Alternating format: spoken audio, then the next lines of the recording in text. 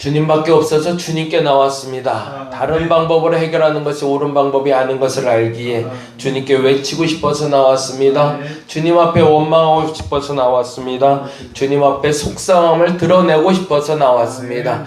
주님 앞에 간구하고 싶어서 나왔습니다. 주님의 방법 아니면 잘못된 방법인 걸 알기 때문에, 주님의 방법으로 해결해야 바른 방법임을 알기 때문에 힘들어도 어려워도 주님 앞에 먼저 외쳐봅니다. 우리의 입술이 주님 앞에 먼저 외칠 때 주여 주 안에서 먼저 해결받게 하여 주옵시고 이후의 모든 과정도 온전하게 해결받게 하여 주시옵소서. 주님께 기도하지 않고 아무것도 해결되지 않음을 우리가 인정하게 하여 주옵시고 주님 앞에서 먼저 해결받고 해결해 가는 지혜를 허락하여 주시옵소서. 감사합니다. 고마우신 예수님 이름으로 기도드렸습니다. 아멘. 아멘. 오늘은 시편 38편 말씀 보는 날입니다. 시편 말씀 보는데요, 매주 월요일마다 우리가 말씀 보는데 오늘도 본문이 조금 길어요. 길어서 우리가 14절까지만 봤으면 좋겠네요. 14절까지만 보는데 먼저 같이 한 목소리를 쭉 읽고 14절까지 나눠서 다시 한번 보도록 합니다. 그리고 여러분도 집에 가서 꼭 한번 보시기 바랍니다. 예, 38편입니다.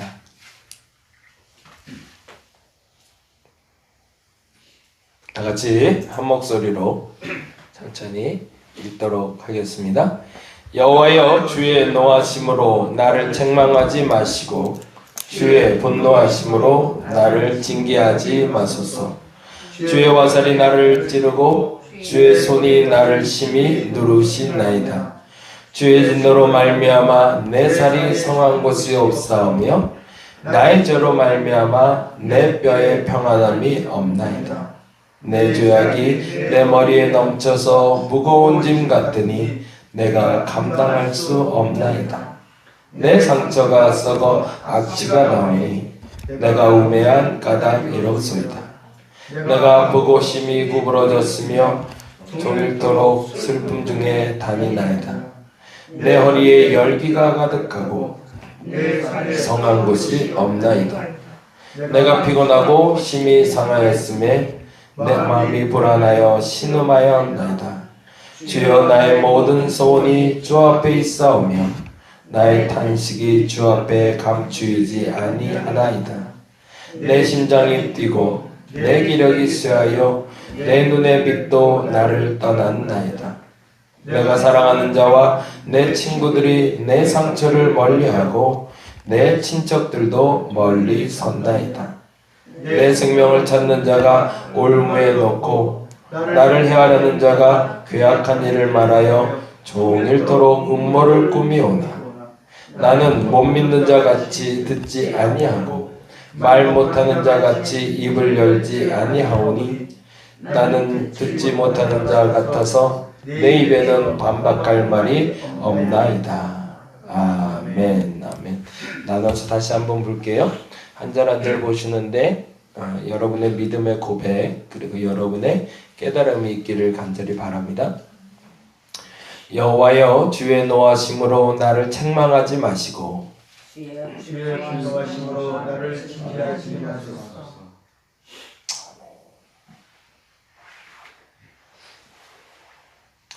주의 화살이 나를 찌르고 주의 손이 나를 심히 누르시나이다. 주의 진노로 말미암아 내 살에 성한 곳이 없사오며 나의 죄로 말미암아 내 뼈에 평안함이 없나이다.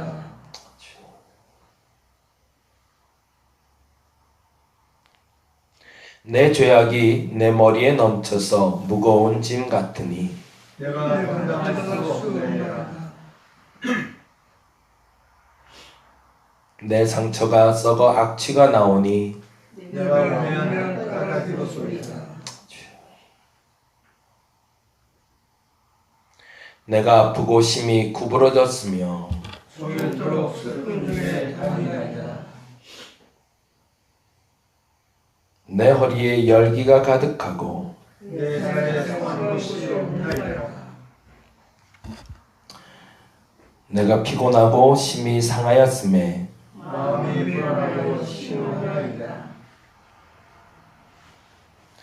주여 나의 모든 소원이 주 앞에 있사오며 나의 한식이 주 앞에 감추 있게 한결하이다. 내 심장이 뛰고 내 기력이 죄하여 내 눈의 빛도 나를 떠나나이다. 내가 사랑하는 자와 내 친구들이 내 상처를 멀리하고 내 친척들도 멀리 서나이다.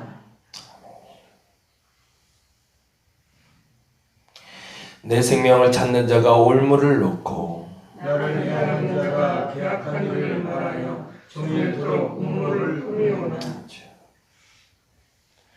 나는 못 듣는 자같이 듣지 아니하고 말하는 자같이 입을 열지 아니하오니. 나는 듣지 못하는 자 같아서 내 입에는 반박할 말이 없나이다. 아멘 아멘. 1절부터 10절까지는 주의 징계로 인한 호소가 됩니다. 이게 이제 그러니까 고난이 왔는데 그 고난의 원인이 뭔지 알았던 시인이에요. 이게 굉장히 중요하겠죠. 내게 아픔이 오는데 아파요. 힘들어요. 고난이 와요. 근데 이 고난이 내가 잘못해서 넘어져서 아픈 게 아니라 주께서 내게 주신 고난인 걸 아는 것. 그것이 지혜겠죠. 왜 주님이 나를 아프게 하실까요? 내게 주님을 향한 잘못이 있기 때문이겠죠. 뭔가 하나님 보시기에 아프게 하신 게 있어요. 그래서 하나님이 나로 깨닫게 하기 위해서 고난을 주셨다는 걸 시인은 알았던 겁니다. 그게 1절부터 10절까지고요.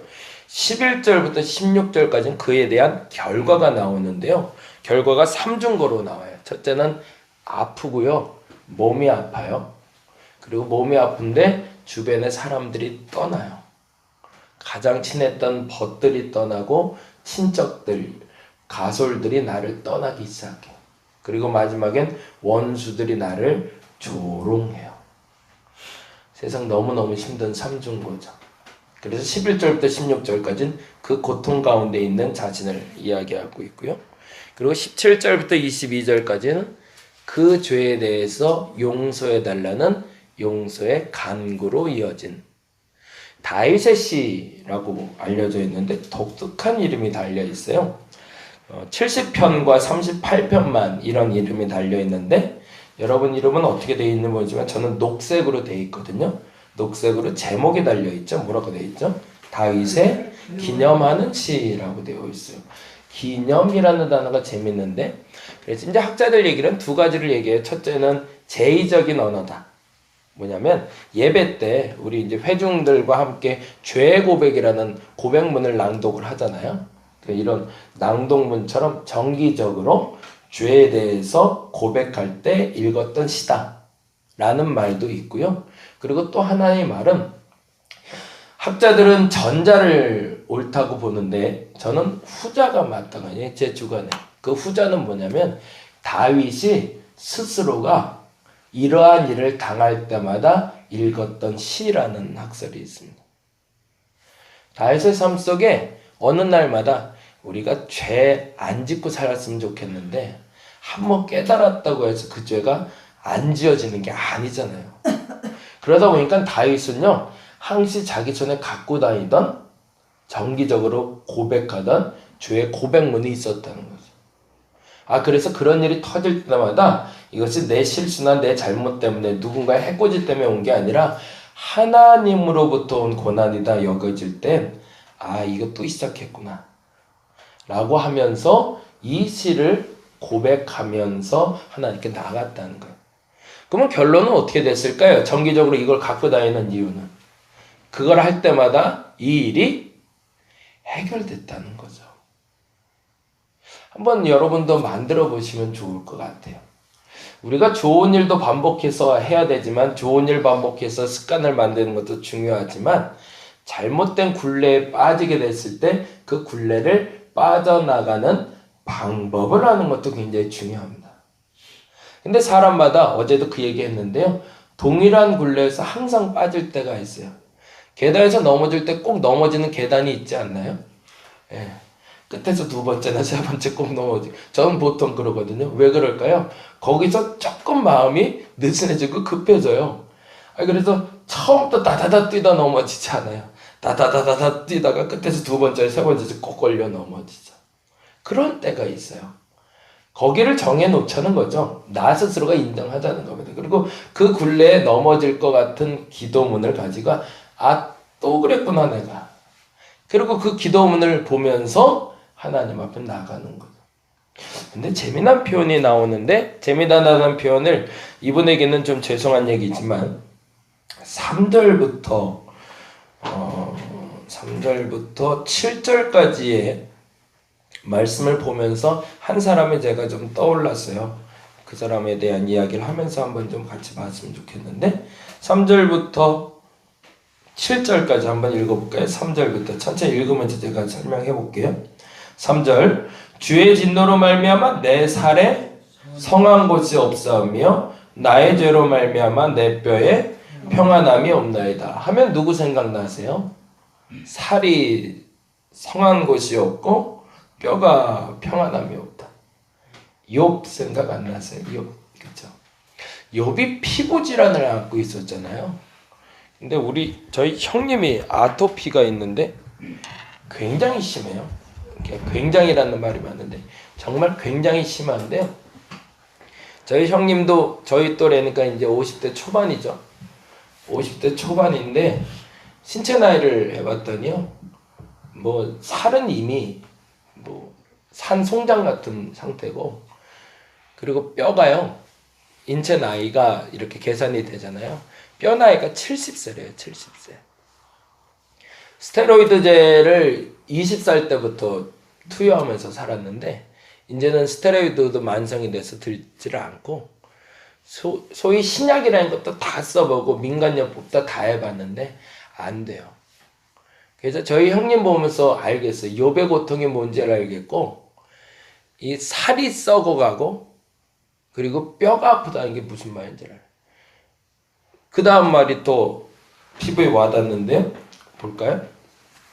그 5절 말씀 보겠습니다. 5절 내 상처가 썩어 악취가 나오니 내가 우매한 까닭이로소이다. 근데 재미난 건요. 요즘은 바깥 생활을 못 한대요. 왜 그러냐면 살이 정말 썩어 들어가서 냄새가 나는 거예요. 썩은 송장 냄새. 어떻게 살아야 될지 모르겠어요. 그런 상태가 몸이 유지가 되기 시작해요. 근데 그 다음에 또 하나 나오잖아요. 6절 말씀. 내가 아프고 심히 구부러졌으며라고 돼 있잖아요. 진짜로 노인처럼 허리가 굽기 시작해요. 힘이 없대요. 힘이. 뼈들이 힘을 잃어버려고. 그러니까 여자들 골다공증 생기는 것처럼 뼈 속에도 좀 문제가 발생하나 봐요. 그리고 나서 7절인데요. 내 허리에 열기가 가득하고 내 살이 성한 곳이 없나이다 되어 있잖아요. 그래서 집 안에서 잠을 못 자요.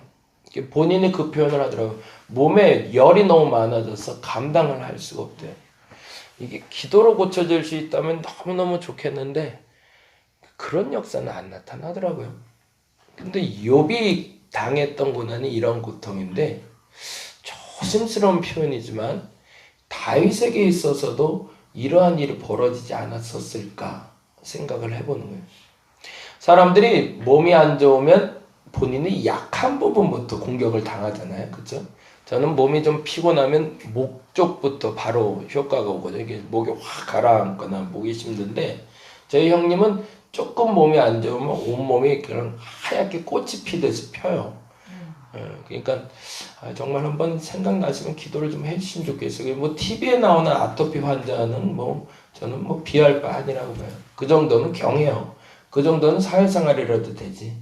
불가능한 상태거든요. 근데도 잘 이겨내고 있어서 너무 감사하고 요즘 와서는 하나님 얘기를 많이 해요. 그래서 너무너무 감사한데 하여튼 기도해 주시면 좋겠고. 근데 재미난 표현이라는 건 죄송하지만 다윗은 이때마다 알았던 겁니다. 간간히 일어났던 일 같아요. 그는 지속적이진 않았고. 근데 그 다음 표현이 참 이렇게 돼 있잖아요. 보니까 이렇게 돼 있어요. 3절 볼까요? 주의 진노로 말미암아 내 살이 성한 것이 없으며 라고 돼 있어요. 내 살이 성하지 않은 이유가 누구 때문이다? 주님의 진노 때문이다. 그리고 그 진노는 뭐 때문이다? 고단을 보니까 나의 죄로 말미암은 거다. 연결시키고 있어요. 내 죄악이 내 머리에 넘쳐서 무거운 짐 같으니 내가 감당할 수 없나이다. 몸의 아픔에 자각 증세가 오면 이건 내 죄가 또 시작됐구나 본인이 알았던 거죠. 이게 지혜로움이죠. 내 몸이 아파요. 내가 뭔가 문제가 발생했는데 이게 뭐 때문이니까 이걸 알면 좋은데 사람들이 이걸 모르는 거죠. 그러면서 이렇게 얘기하죠. 5절에 내 상처가 썩어 악취가 나오니 뭐 때문이다? 내가 우매한 까닭이라고. 원인과 결과에 대해서 다윗은 명확하게 알고 있었던 사람입니다. 그래서 그가 하는 행동이 13절, 14절이에요. 저는 이 부분 얘기하고 싶어서 했는데 13절, 14절 같이 볼까요? 나는 못 듣는 자 같이 듣지 아니하고 말 못하는 자 같이 입을 열지 아니하오니 뭐 한다는 거죠? 듣지 않고 말하지 않겠다. 14절 나는 듣지 못하는 자 같아서 내 입에는 반박할 말이 없나이다. 그건 뭐예요? 정말로 아무 말할 기력이 없는 것도 있겠지만 뭐 하겠다는 거예요? 하나님 앞에 해결되기 전에는 절대 말로 죄짓지 않겠다는 거예요. 뭔가 문제가 발생했어요. 근데 그 문제를 해결하기 위해서 우리는 다양한 방법을 찾습니다. 근데 먼저 하나님 앞에 해결받으시기 바랍니다. 그리고서 그 방법을 가지고 해결해 가야 제대로 해결이 되지, 다른 걸로 먼저 해결해 보려고 하다 하나님께 오면요, 길만 더 여러 가지, 해결해야 될 것만 더 여러 가지가 생길 수밖에 없어요. 근데 그걸 미연에 방지하는 방법은 뭐라고요? 입술을 지키는 것. 더 이상 말하지 말 것. 더 이상 말해봐야 죄를 키우거나 해결할 일들만 더 키우게 되기 때문에. 그래서 주님께 이렇게 고백합니다. 15절 볼까요? 여호와여 내가 주를 바라사오니 내 주 하나님이 내게 응답하시리다. 그 응답은 뭘까요? 결과를 도출해내라는 얘기가 아니라 바른 해결 방법을 알려달라는 거죠. 문제가 터지지 않는 사람들이 없습니다. 문제 다 있죠. 작은 문제부터 큰 문제까지. 문제 없는 사람이 있다면 죽은 사람이죠. 누구나 문제를 가지고 삽니다. 근데 그 문제를 어떻게 해결하느냐에 따라서 그 문제를 깨끗하게 해결하고 일어서는 사람이 있고, 어떻게 해결하느냐에 따라서 그냥 덮어놨다가 나중에 그 문제를 또 꺼내 쓰는 사람들이 있어요.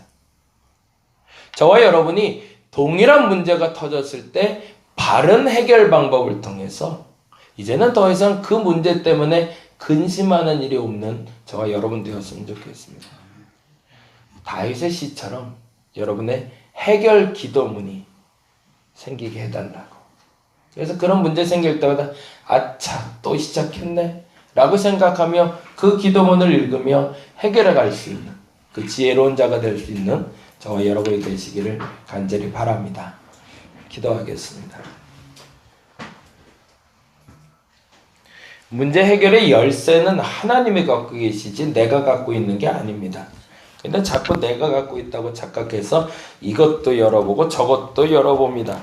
도대체 열리질 않습니다. 당연하죠. 그렇게 여는 게 아니기 때문입니다. 바른 열쇠를 가지고 바른 문을 열게 하여 주옵소서. 바른 열쇠를 가지고 바르게 문을 열게 하여 주옵소서. 잘못된 열쇠를 가지고 열다가는 열쇠도 망가지고 문도 망가뜨리게 됨을 알게 하여 주시고, 오늘 이 시간 주님이 주시는 바른 열쇠를 내 손에 쥐게 하여 주시옵소서. 또 시작했구나. 또 문제가 시작됐구나. 이땐 이렇게 해결하는 거지 라는 정답지를 손에 든 사람들, 그들이 우리가 되기를 원합니다. 인생이기에 또 반복합니다. 그것 또한 인정합니다. 그런데 이제는 다를 겁니다. 과거와는 다른 방법으로 해결할 겁니다. 해결받게 하여 주시고 이제는 자유하게 하여 주시옵소서. 감사합니다. 고마우신 예수님 이름으로 기도드렸습니다. 다 같이 기도하고 돌아가도록 하겠습니다.